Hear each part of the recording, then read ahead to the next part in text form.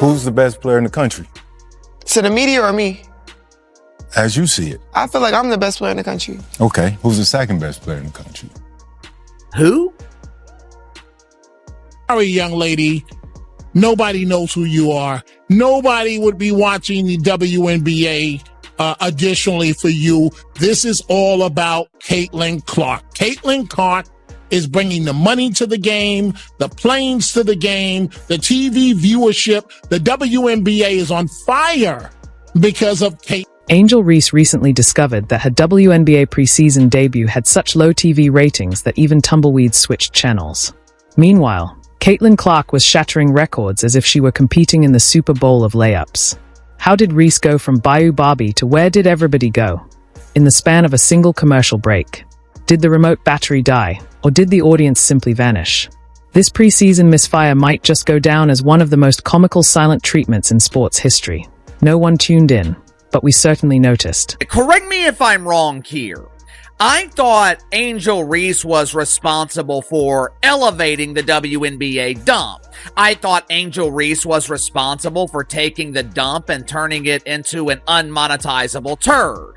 Now, to her credit, it is a nicely polished turd. It almost looks appealing. Almost. Of course, it's still not appealing enough to generate profit, but I guess the WNBA is taking baby steps. I mean, what's one more year of multi-million-dollar loss? Angel Reese entered her WNBA preseason debut with the swagger of someone gearing up to headline a Beyoncé concert, only to discover she was performing in an empty parking lot with a lone, bewildered squirrel as her only audience. That's right. The self-proclaimed queen of college basketball waltzed into the pros, only for the TV ratings to plummet harder than a TikTok dance challenge at a nursing home. Wendy's 4 for $4 meal. I could get chicken nuggets, a junior bacon cheeseburger, value fries, and a drink, Sprite preferably if they don't have root beer. And I can get all that for more than what it would cost to get to a Chicago Sky vs Minnesota Lynx. Let's paint the tragic picture. Angel Reese, decked out in all the swagger and glitter of someone expecting a red carpet, instead found herself greeted by absolute radio silence. If TV ratings had a basement, hers would have broken through it and started digging toward the Earth's core. It's that bad. Her game had fewer viewers than a YouTube tutorial on how to fold socks. We're talking invisible levels of interest. Even the Nielsen guy probably glanced at the numbers, shook his head, and thought, nah, I'm good, before switching the channel. I would not be talking about the Fever's attendance figures when it had been widely known Caitlin Clark was not going to play in that Fever game on Friday. Now, to be clear, Reese thought she was walking into the WNBA like a hurricane. Big college name, flashy reputation, and more smack talk than a Real Housewives reunion. But the moment the cameras rolled, the public collectively hit snooze. It wasn't just bad ratings, it was did this even air? Levels of ghost town. Folks, it's over. Or it's close to it. If it's not over, it's close to it. I'm at that point where I think we are at a point of no return. I think we have hit a level where there are problems and they are starting to punch you right in the face. Meanwhile, a few time zones away, Caitlin Clark was doing her thing. The Indiana Fever could have played their preseason game on Mars and still pulled in record-breaking numbers. Clark was busy lighting up the scoreboard and Nielsen boxes, while Angel Reese was checking her phone, wondering why not even her auntie bothered to tune in. Hands down, Caitlin Clark is the best player to come through the W. Down, not based on white privilege, I think based on her full athletic talent and the position that she's playing in the WNBA. The difference? Caitlin Clark played like she had something to prove, while Angel Reese played like she deserved a crown just for showing up. Newsflash, participation trophies don't get primetime slots. Turns out, when people tune into women's basketball, they want, I don't know, actual basketball, maybe even a few buckets. Just a thought. Reese spent more time posing for cameras than scoring for her team. And don't get it twisted, people love a good personality in sports, but here's the one rule. You actually have to play the sport too. Angel came in with the aura of someone who thought charisma could replace shooting percentage. Hate to break it to her, but even influencers need a backup plan when the Wi-Fi goes out. The most hilarious part: the moment the ratings plummeted, Angel reportedly went ballistic, because, of course, she did. When your entire brand is built on noise, silence is the ultimate insult. Reese didn't just expect people to watch. She expected applause, standing ovations, fireworks, maybe even a holographic Jay-Z intro. Instead, she got a televised cricket concert. Need some comments about Angel Reese. Yeah. You called her garbage compared to Caitlin Clark. Yes. Okay. Yeah. Black people. Mwah, mwah, mwah, mwah.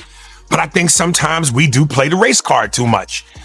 This ain't racial. This is about sports. This is about athletic ability. You know what I'm saying? And when you look at Caitlin Clark's game, who's very reminiscent of a Steph Curry based on her range and shooting the three, plus everything else she does. And then you look at Angel Reese, throw up 85 attempts, you're eventually going to get one or two. But the fact that you have to throw the ball up 85 times is fucking ridiculous. Meanwhile, Caitlin Clark just showed up, laced up, and let her game do the talking. No theatrics, no diva behavior, no dramatic social media meltdowns, just three-pointers and broken viewership records. Clark played like someone who understood that fans actually tune in for sports, not a fashion show featuring missed free throws. Now, this isn't to say Angel Reese isn't talented. She's got skills, but not the kind that make people want to cancel dinner plans to watch her play. It's the classic tale, hype without delivery. It's like promising a Beyoncé album and handing people a kazoo solo recorded in a bathtub.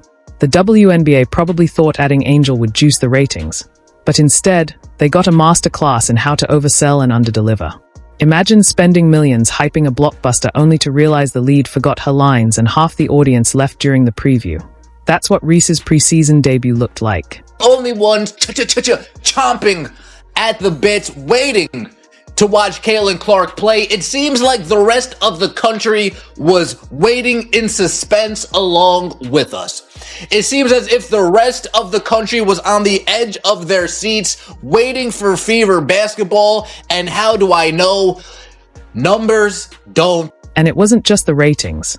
The vibes were off, even on social media, the place where Angel usually thrives. The excitement was flatter than a diet soda left out overnight. No trending hashtags, no viral clips, just silence. A slow, awkward silence that screamed, maybe we made a mistake. Meanwhile, Caitlin Clark's highlights were circulating like cat videos. Everyone and their grandma was sharing them. SportsCenter couldn't get enough, ESPN was all over it, and even non-sports fans were watching like, I don't know who this is, but she's electric. It's rare to see someone cross over from sports phenom to pop culture sensation, but Caitlin's already there. Angel Reese was the star of stars, the icon of icons. That's what the mainstream media keeps telling me. Headline at Forbes from last month. How Angel Reese and Asia Wilson are leading the WNBA's growth. She's still trying to get through security. Let's talk priorities. Caitlin Clark's grinding in the gym, perfecting her craft, racking up points like it's her part-time job. Word on the street is when the WNBA showed her the viewership numbers, she reacted like they just cancelled her birthday, mood swings, side eyes, and probably a passive-aggressive tweet or two about real fans. Classic. You've got a basketball player, you got a celebrity that, or somebody that thinks she's a celebrity, that happens to be a basketball player. All right, but she's not celebrity enough to actually pack in the stands. And guys, there is some ugly numbers here. And just like that, the Bayou Barbie hype train started looking more like a kiddie ride at a sketchy carnival. Angel Reese was supposed to be the face of a new WNBA era, dynamic, flashy, bold. Instead, she's the cautionary tale of what happens when hype eats more minutes than hustle. The irony? Reese could be a solid player, but being decent on the court isn't enough when you're constantly pitching yourself like a Grammy nominee. You can't market yourself as the main event and then fumble the ball while the crowd heads for the exits. The worst part, Angel doesn't seem to realize the fans did give her a chance. Meanwhile, Caitlin Clark keeps rising, not because she's the loudest, but because she's the most watchable. People don't want to hear about greatness, they want to see it. What makes it worse is how the WNBA keeps trying to shove Reese into the spotlight like a last-minute guest at a wedding. But if the audience isn't buying it, no amount of PR magic is going to turn ratings coal into Nielsen diamonds. You can't fake relevance when the scoreboard and the viewership say otherwise. Caitlin Clark herself coming through in 19 minutes of play, 16 points, 6 rebounds, 5 assists. Caitlin Clark doing Caitlin Clark. So there's no excuse. Nobody watched that game between the Sky at LSU for Angel Reese's homecoming. No.